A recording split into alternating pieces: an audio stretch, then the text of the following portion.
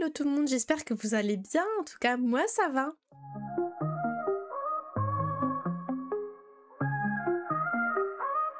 Aujourd'hui on se retrouve pour une nouvelle vidéo assez spéciale, c'est une nouvelle série que je commence sur Stardew Valley toujours, hein.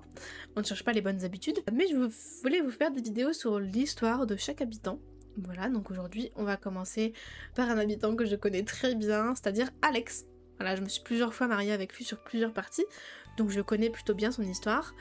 Et aujourd'hui, je vais vous raconter un petit peu son histoire. Donc derrière son rêve de devenir une star du sport, Alex cache une histoire bien plus sombre qu'on peut le croire quand on ne le connaît pas. Donc Alex vit avec ses grands-parents dans une maison près du Salon du Fruit étoilé, dans Pélicanville. C'est un jeune adulte qui a un peu près la vingtaine, entre 20 et 30 ans en tout cas, pas plus. Et il a l'air d'apparence très arrogante quand on le connaît pas, encore une fois. Donc on va explorer son passé, son évolution et ce qui symbolise dans le jeu ensemble. Comme je le disais, Alex est un jeune adulte. Il est passionné de sport, ça c'est facile à deviner.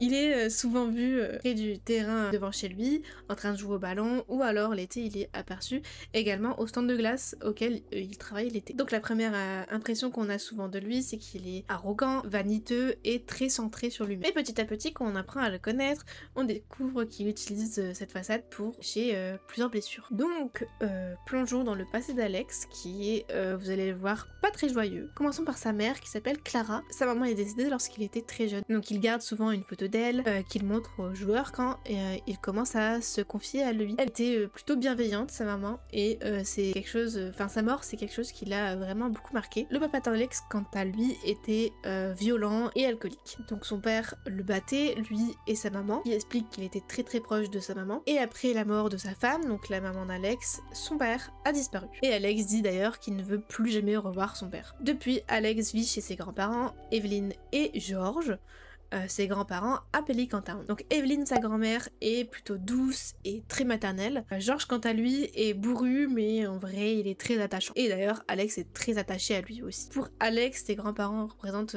typiquement une stabilité et une seconde chance pour lui. Et donc Alex, quand on apprend à le connaître, il évolue, son personnage évolue. Cette dialogue change au fur et à mesure que le joueur apprend à le connaître. On va aussi apprendre que derrière ses rêves de devenir un grand sportif, en fait, ses rêves, ça cache surtout un besoin de reconnaissance. Et plus tard, il admet également aux joueurs qu'il doute beaucoup de lui, que parfois il se sent stupide et qu'il a très peur de l'échec. Et finalement, au fur et à mesure d'apprendre à le connaître, il va trouver une stabilité et une paix intérieure grâce aux joueurs, mais aussi au village. Donc Alex, ça représente vraiment la résilience et puis un exemple de reconstruction après des traumatismes si violents qu'Alex a vécu. Donc Alex va représenter la façade du cool pour cacher la douleur finalement. On va retrouver donc le thème de la transmission familiale, donc rompre le cycle de la violence et trouver une paix familiale. Et donc son histoire va rappeler que Stardew Valley, derrière sa surface paisible, on va souvent parler de deuil, de solitude et d'espoir. Et donc voilà pour Alex, j'espère que ça vous aura plu.